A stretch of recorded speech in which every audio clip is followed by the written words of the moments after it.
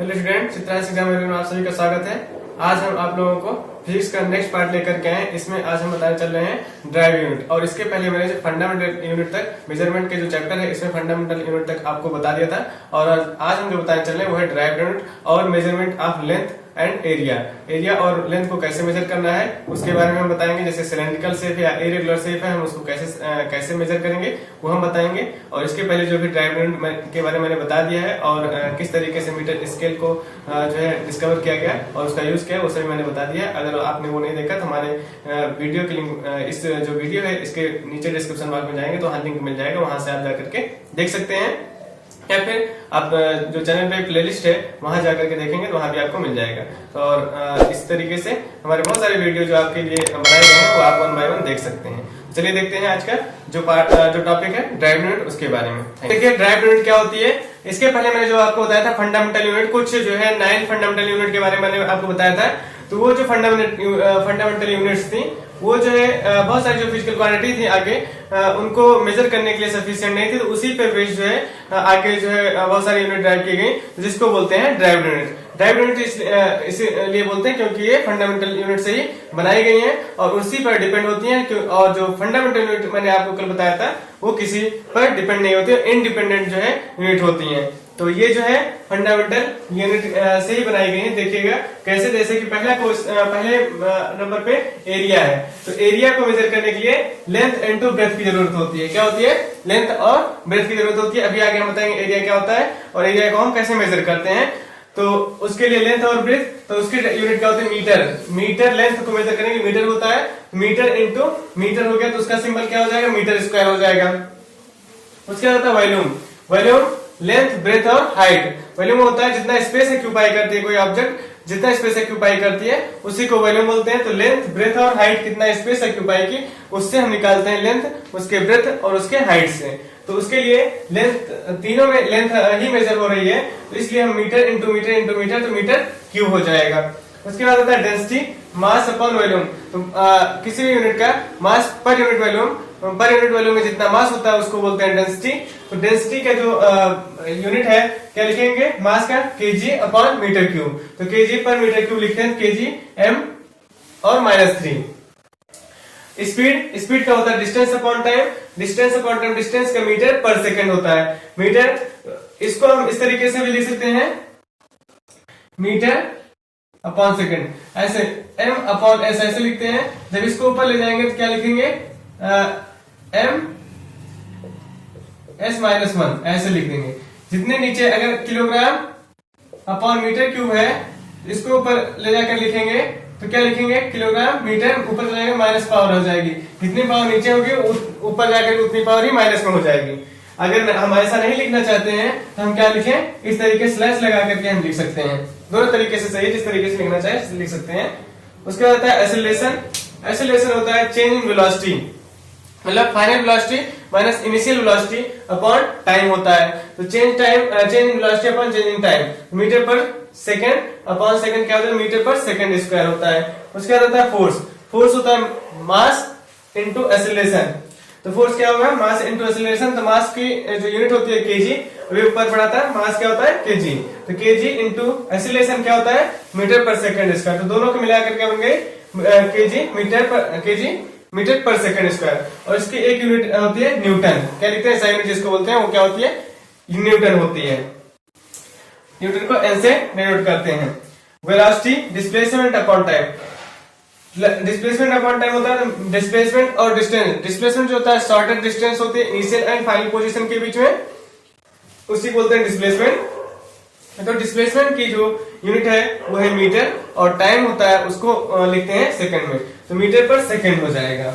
उसके बाद आता है वर्क। वर्क मतलब फोर्स इनटू डिस्प्लेसमेंट। जब हम किसी ऑब्जेक्ट पर कैसे हम समझेंगे हम कि ये कैसे कह सकते हैं कि कोई की वर्क हुआ है? जब हम कोई भी काम करते हैं, जब हम किसी ऑब्जेक्ट पर फोर्स लगाएंगे, जब उसमें कोई चेंजेस होंगे, उस ऑब्जेक्ट में कोई भी चेंजेस होंगे, उसके पोजीशन में कोई चेंजेस होंगे, तभी हम कहेंगे कोई वर्क हुआ है।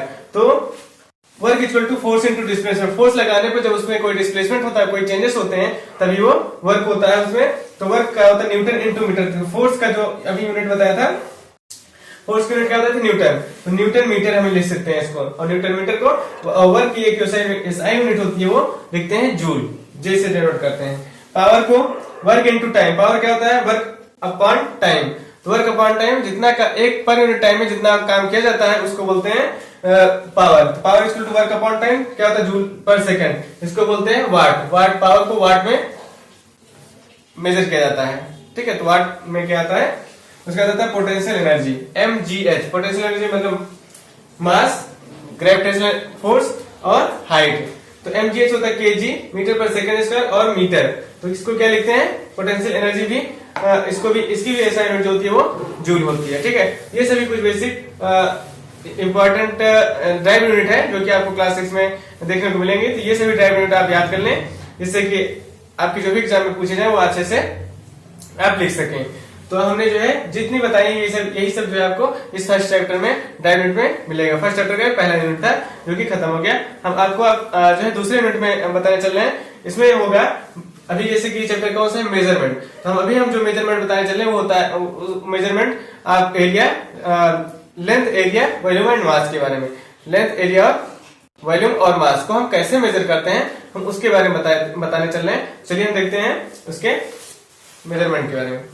मेजरमेंट ऑफ लेंथ, लेंथ को हम कौन कौन सी यूनिट को हम लेंथ में मेजर करते हैं, जैसे कि किसी की हाइट हो गई, ब्रेथ हो गई, डेप्थ हो गई, तो इसको सबको या डिस्टेंस हो जाती है उसको मेजर करने के लिए हम एक्चुअल में क्या करते हैं लेंथ में ही मेजर करते हैं, लेंथ ही मेजर करते हैं उसकी। जैसे किसी की हाइट हो गई मेजर करना है तो वो भी लेंथ में ही, मीटर में ही यूजुअली जो है हम मीटर में ही यूज करते हैं, मेजर करते हैं कि डिस्टेंस है तो मीटर में यूज करते हैं। तो इस तरीके से हम एक्चुअल में क्या करते हैं मीटर में ही यूज करते हैं। अब चाहे मेजर करने के लिए हम जो भी डिवाइस यूज करते हैं जैसे कि मीटर स्केल हो गया यूज करते हैं, जो है वर्नियर कैलिपर्स हो गए यूज करते हैं, और रूलर हो गया, तो ये सभी चीजें हम लेंथ को मेजर करने के लिए यूज करते हैं। सभी डिवाइस है जो कि हम कंपेयर करके यूज करते हैं डिस्टेंस को मेजर करने के लिए।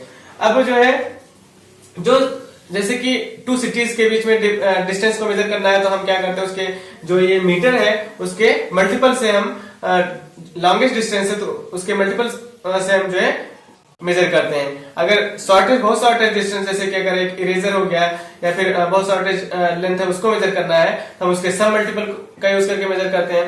इस तरीके से तो मीटर जो है कॉमनली हर जगह जो है लेंथ को मेजर करने के लिए यूज किया जाता है। एवरी कंट्रीज में मीटर का यूज करते हैं जो है लेंथ को मेजर करने के लिए। अब तो मीटर स्केल जो होती है एक स्टैंडर्ड यूनिट है, एक स्टैंडर्ड स्केल है मीटर स्केल, जो कि जिससे कंपेयर करके जो है बहुत सारी मीटर स्केल बनाई गई हैं, और उससे जो है उसी के कंपेरिजन से जो भी मीटर स्केल हम जिसका यूज करते हैं वो सभी उसी के फॉर्मेट में, उसी के फॉर्मूले में बनाई गई हैं। तो जो स्टैंडर्ड स्केल है वो international measures and waiter scale है। मीटर का यूज जो है एवरी कंट्रीज में सब जगह जो है यूजुअली लेंथ को मेजर करने के लिए किया जाता है। तो एक स्टैंडर्ड मीटर स्केल है जिसका यूज जो है करके जो सभी कंट्रीज में एक स्केल बनाई गई जिसका लेंथ को मेजर करने के लिए किया जाता है। और वो जो स्टैंडर्ड मीटर स्केल है वो International Bureau of Weight and Measures में पेरिस फ्रांस में रखा गया है, और जिसको हम बोलते हैं स्टैंडर्ड मीटर स्केल बोलते हैं, जिसके बेस पर बाकी सारे जो मीटर स्केल है उसी के बेस पर बनाए गए हैं, तो उसको बोलते हैं स्टैंडर्ड मीटर स्केल बोलते हैं। जिसको बनाने के लिए प्लेटिनम और इरेडियम मेटल बार का जो है यूज किया गया है।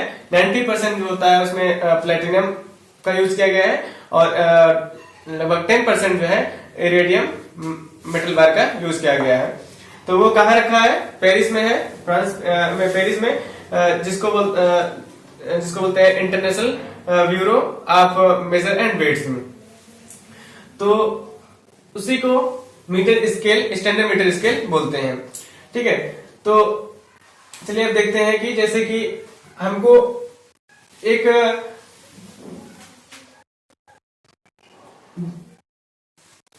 टेबल है,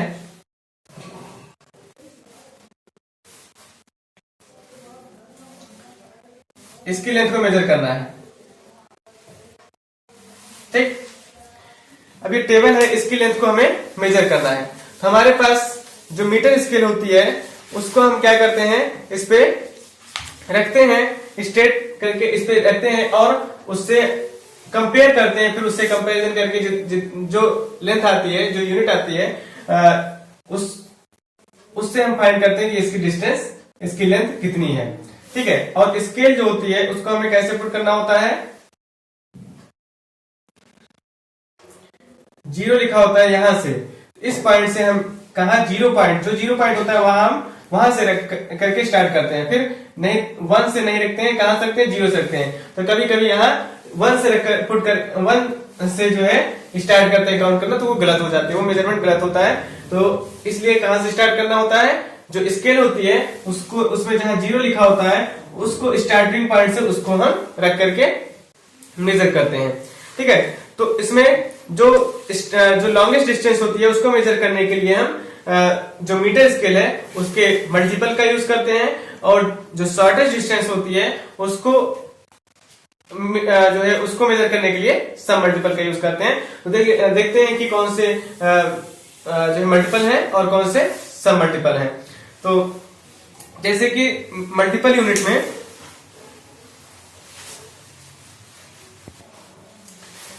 देखिए, मल्टीपल यूनिट्स मीटर क्या होता है, जैसे मल्टीपल यूनिट क्या होती है, मीटर के ही मल्टीपल का यूज करके जो लॉन्गेस्ट डिस्टेंस होती है उनको मेजर करते हैं। जैसे टू सिटीज के बीच का डिस्टेंस उसको हम किलोमीटर में जो है मेजर करते हैं। जैसे कि 1 किलोमीटर इक्वल टू कितने मीटर होता है, 1 km, 1 kilometre equal to 1000 metre होता है। तो इसको हम क्या लिख सकते हैं, 10 की पावर 3 m लिख सकते हैं, 10 की पावर 3 m लिख सकते हैं। अब 1 हेक्टोमीटर इक्वल टू क्या होता है, देखिए 1 हेक्टोमीटर इक्वल टू क्या होता है, 100 मीटर। इसको क्या लिख सकते हैं, 10 की पावर 2 मीटर लिख सकते हैं।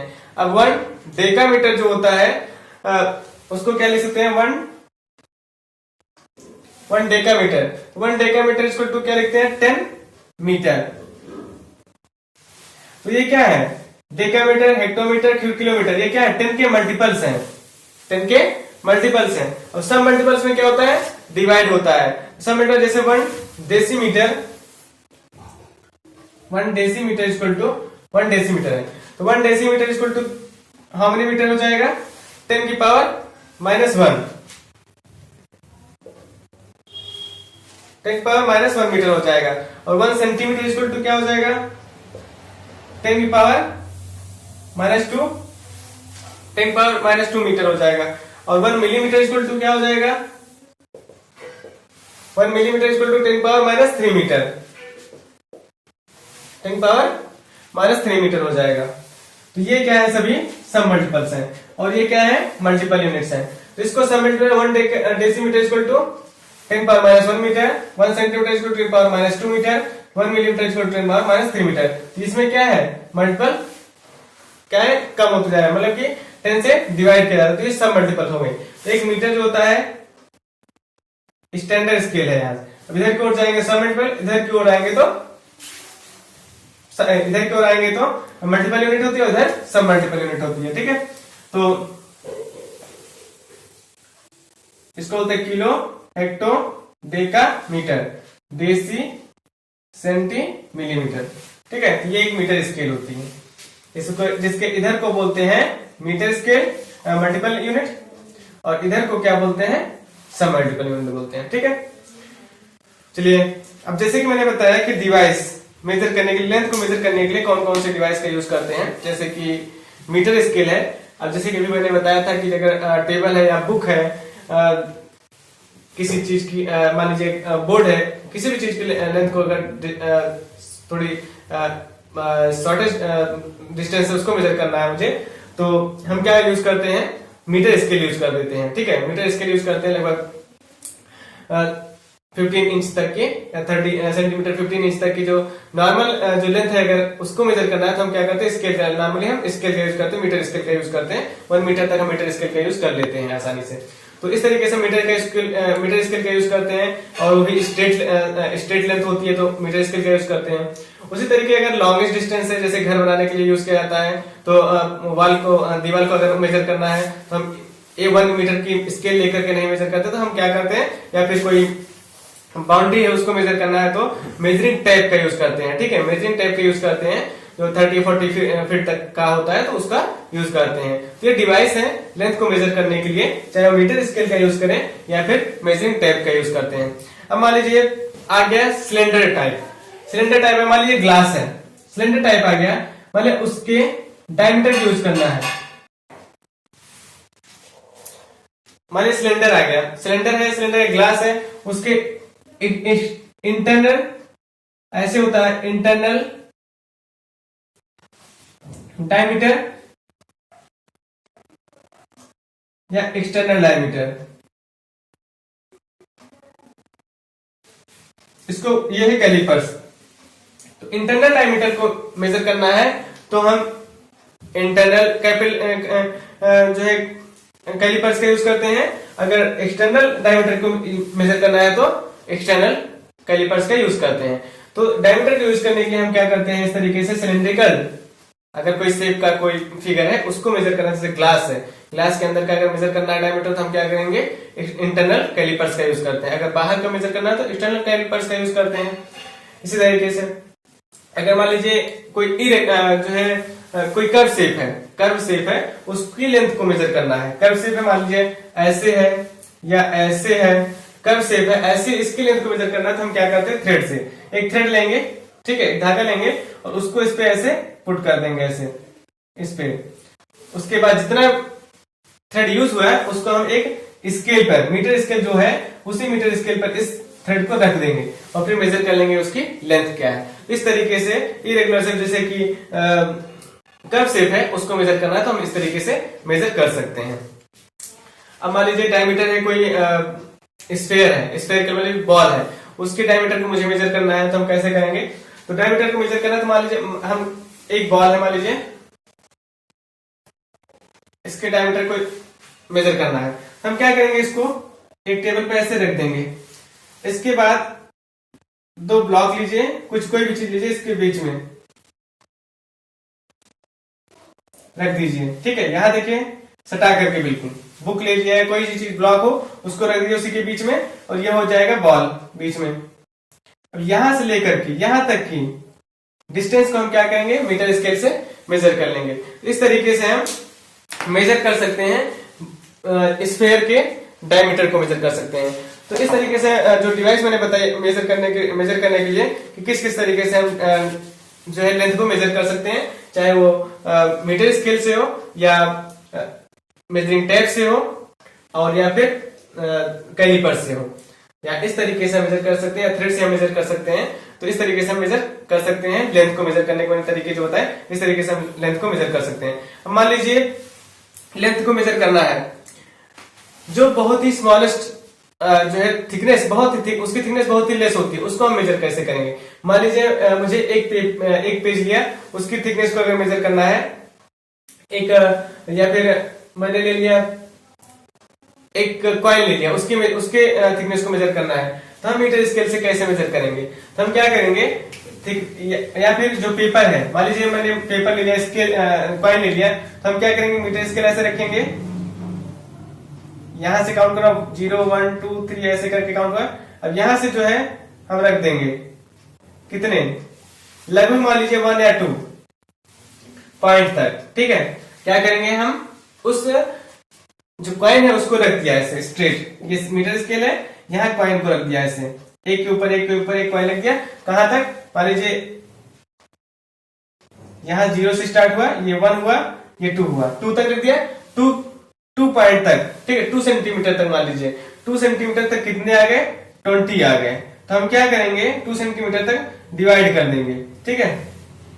20 सेंटीमीटर मतलब कितने कॉइन आ गए, कितने कॉइन आ गए, उसको हम डिवाइड कर देंगे, जो लेंथ है उससे डिवाइड कर देंगे, कितनी लेंथ है 2 सेंटीमीटर मान लीजिए, उसको 20 आ गया, 20 से डिवाइड कर देंगे, तो जितना आ जाएगा वो क्या होगा, एक कॉइन की थिकनेस आ जाएगी, ठीक है। इस तरीके से हम जो है उसकी थिकनेस को मेजर कर सकते हैं। या फिर जो वर्नियर कैलिपर्स होता है, वर्नियर कैलिपर से भी हम इंटरनल डायमीटर और एक्सटर्नल डायमीटर का जो है मेजर कर सकते हैं। जैसे जो वर्नियर कैलिपर्स होती है उसको लेंथ और ब्रेथ को मेजर करने के लिए यूज किया जाता है। क्या क्या आता है, कोई भी जो स्मॉलेस्ट ऑब्जेक्ट होता है उसकी लेंथ और ब्रेथ को मेजर करने के लिए वर्नियर कैलिपर्स का यूज करते हैं, और जिसमें की एक्यूरेसी 0.1% होती है, मिनिमम जो है 0.1 मिलीमीटर की होती है, ठीक है। और जो स्क्रू गॉज होता है, स्क्रू गॉज में थिकनेस, किसी जैसे कि पेपर है, इसकी थिकनेस को मेजर करने के लिए स्क्रू गॉज का यूज करते हैं। जैसे कि स्क्रू गॉज कैसे होता है, इस तरीके से होता है,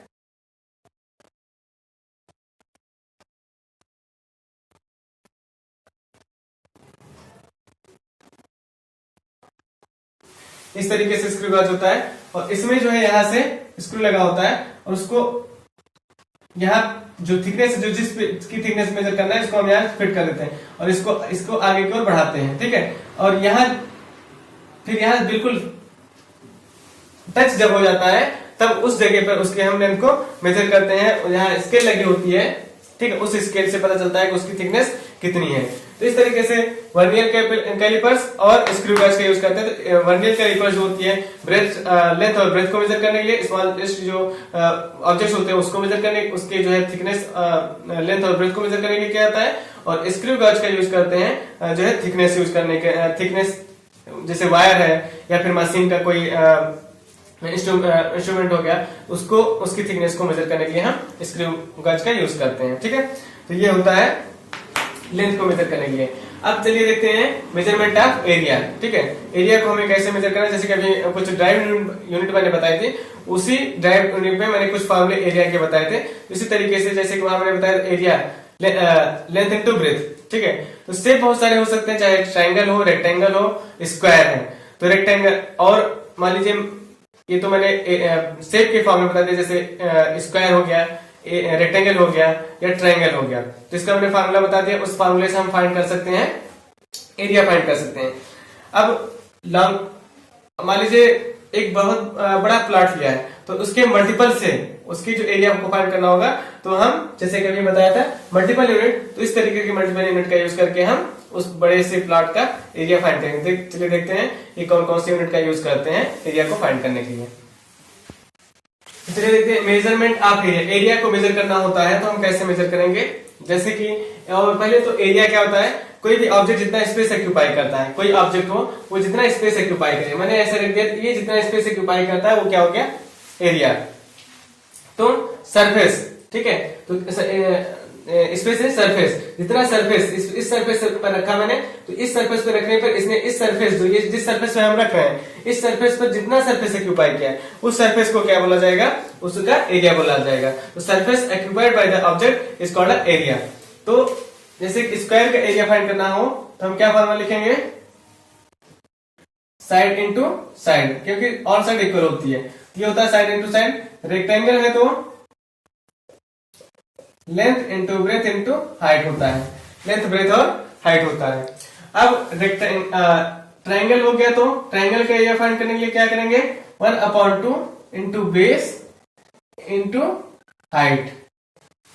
सर्किल का एरिया फाइंड करना है तो ये फॉर्मूला इंपॉर्टेंट है, ये पाई आर स्क्वायर हो गया, ठीक है, क्या हो जाएगा, पाई आर स्क्वायर हो जाएगा। पैरेललोग्राम है तो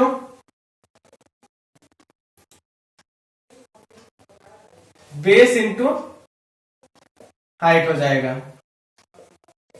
क्या हो जाएगा, बेस इंटू हाइट हो जाएगा, ठीक है। तो side into side, length breadth और हाइट, और 1/2 बेस इंटू हाइट ट्रायंगल का, और सर्किल का pi r square, parallelogram base into height, ये फार्मूले का यूज करते हैं। अब जैसे कि अभी बताया था मल्टीपल और सब मल्टीपल यूनिट, ठीक है। तो अगर कोई बड़ा लैंड है तो उसका यूज करने के लिए बिगेस्ट एरिया है, बड़ा एरिया, जैसे कोई लैंड है या घर खरीदा है या किसी का फील्ड है, उसको मेजर करना है हमें, तो हम लगभग मेजर करते हैं एकड़ में और हेक्टेयर में, ऐसे मेजर करते हैं। तो कुछ यूनिट है जो कि आपके लिए इंपॉर्टेंट है, क्वेश्चन में डायरेक्ट पूछ लिया जा सकता है कि 1 एकड़ is to how many metre square. तो हम क्या लिखेंगे, 4046.85, 1 एकड़ इक्वल टू 1 एकड़ is to how many metre square, 4046.85 metre square, क्या हो जाएगा, 4046.85 मीटर स्क्वायर। तो 1 एकड़ इक्वल टू इतना मीटर स्क्वायर होता है 4046.85 मीटर स्क्वायर। अब मान लीजिए 1 हेक्टेयर इक्वल टू कितना हो जाएगा, कितने एकड़ के बराबर होगा। 1 हेक्टेयर, ये सभी एरिया की यूनिट है, तो ये सभी क्या है, एरिया की। जिससे 1 हेक्टेयर इक्वल टू क्या होता है, 4046.8 metre square. 1 hectare equal to क्या होगा,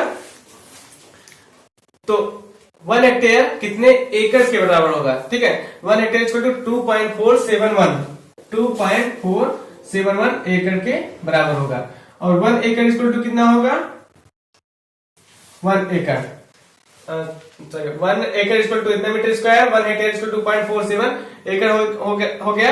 और 1 हेक्टेयर इक्वल टू कितना होगा, 1 hectare equal to how many metre square, ये तो एकड़ में निकाले मीटर स्क्वायर, तो कितने मीटर स्क्वायर हो जाएगा, 100 इंटू 100, ये 1 hectare equal to into metre square. 1 hectare equal to 2.47 1 एकड़ हो जाएगा। 1 एकड़ इक्वल टू 4046.85 मीटर स्क्वायर होता है, ठीक है। ये कुछ सब मल्टीपल्स यूनिट है जिसका यूज करते हैं बिगेस्ट लैंड को मेजर करने के लिए एकड़ और हेक्टेयर में, ठीक है। तो इसी तरीके से बहुत सारे 2 सिटीज के बीच में डिस्टेंस है उसको मेजर करने के लिए यूज करते हैं, किलोमीटर का यूज करते हैं। और कुछ सब मल्टीपल्स में यूज करते हैं, जैसे मिलीमीटर में यूज करते हैं। जैसे रबड़ है, मान लीजिए कोई इरेजर दिया, इरेजर को मेजर करना है, उसकी लेंथ को मेजर करना है, तो हम किलोमीटर में, मीटर में तो मेजर नहीं करते हैं, मिलीमीटर में मेजर करेंगे। तो वो सब क्या हो जाएंगे, सब मल्टीपल्स यूनिट में मेजर करते हैं। अब मेजर करने के लिए मान लीजिए आप कुछ शेप दे रखे हैं, इस तरीके से होता है।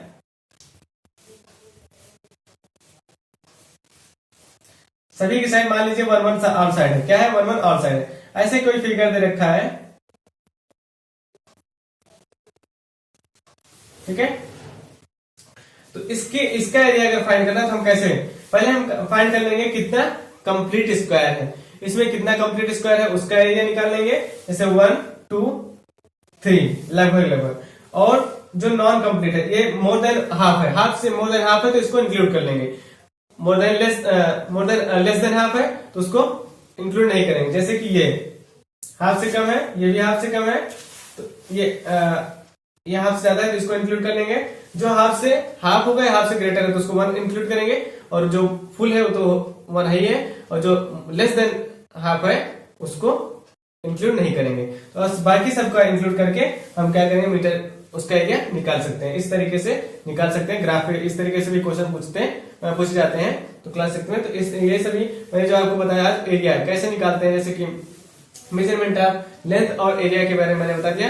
और मास और वॉल्यूम जो है हम नेक्स्ट वीडियो में आपको बताएंगे, मास और वॉल्यूम कैसे मेजर करते हैं, ठीक है। और कौन से डिवाइस है जिसका हम यूज करते हैं मास और वॉल्यूम फाइंड करने के लिए। जैसे कि मास का मेजर करने के लिए वेट, जैसे बीम बैलेंस है, स्प्रिंग बैलेंस है, और वेटिंग मशीन है, इलेक्ट्रॉनिक वेटिंग मशीन है, तो ये सभी का यूज करते हैं मास का वेट करने के लिए। तो आज मैंने जो बताया measurement of length and area, तो आज के लिए हमें इतना ही। और हमारे वीडियो को अगर आप लोग देखते हैं और आप लोग पसंद आता है तो हमारे वीडियो को लाइक करें, शेयर करें, और आपके जो भी जाने वाले लोग उनके साथ